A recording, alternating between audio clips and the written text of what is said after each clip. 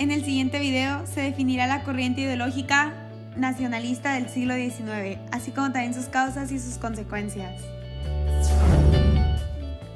Lo primero que se debe entender es que se le conoce como nacionalismo al sentido de identidad nacional, es decir, el sentirse parte de un territorio y de una población, que forma parte de un gobierno, instituciones, historia, tradiciones, lengua, religión y otras costumbres.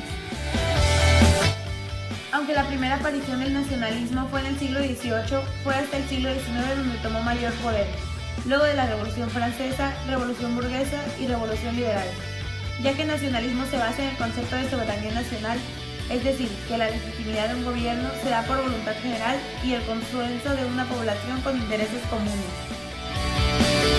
El nacionalismo surgió en un principio en el seno de minorías muy activas, tales como la burguesía, pero se convirtió en las últimas décadas del siglo XIX en un fenómeno de masas, ya que las revoluciones de 1848 le sirvieron como un auténtico trampolín. El nacionalismo fue un movimiento en consecuencia del absolutismo, cuya identidad se relaciona con la lealtad del monarca. Sin embargo, la Revolución Francesa y el desprestigio del antiguo régimen provocaron un cambio, el cual se asoció con la defensa de la patria.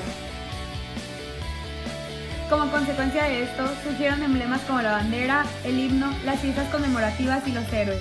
Dichos elementos contribuyeron a consolidar las lealtades de la población hacia su patria. En el nacionalismo europeo del siglo XIX influyeron las independencias de Estados Unidos y de América Latina, que aparecieron como movimientos nacionales legítimos. Otro factor importante y por el cual tomó aún más fuerza el nacionalismo en Europa fue el Imperio Napoleónico, quien había movido fronteras, unido y separado territorios y al mismo tiempo llevaba consigo ideas revolucionarias. Esto generó el anhelo de libertad y de defensa de la soberanía nacional, que para fines del siglo XIX ya había comenzado a expandirse por toda Asia. En India, el nacionalismo incentivó el fin del dominio británico.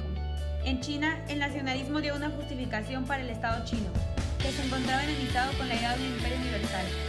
En Japón, el nacionalismo fue combinado con el excepcionalismo japonés.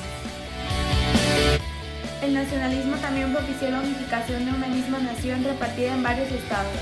Una vez que los habitantes de la nación tomaron conciencia del estado de pertenencia de la patria, se produce la lucha para conseguir la unidad. Los casos más representativos de este fenómeno fueron los países como Italia y Alemania.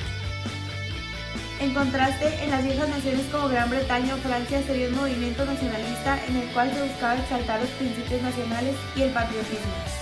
Este movimiento a finales del siglo XIX llevó a un proceso de expansión en territorios de África y Asia, a lo cual se le conoce como imperialismo.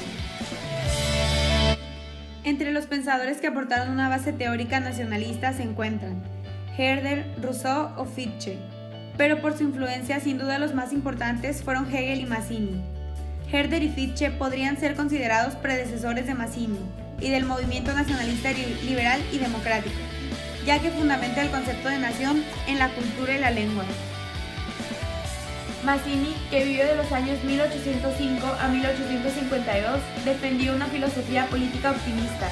En él se fundan las concepciones de nación de Hegel con los proyectos de democracia social de Saint-Simon. En contraste, Hegel, que vivió de los años 1770 a 1831, defendió tesis radicalmente distintas a este optimismo democrático. Hegel mantenía que las naciones tienen una misión histórica que cumplir, pero no en el sentido de colaboración y enriquecimiento mutuo de la humanidad, como sostenía Mazzini, sino que hay una lucha y oposición a las demás naciones. Ignorando el principio más elemental del realismo político, creía que la guerra era una manifestación de vitalidad nacional. El nacionalismo posterior a Hegel consideró las tradiciones como una manifestación permanente de una supuesta vitalidad nacional.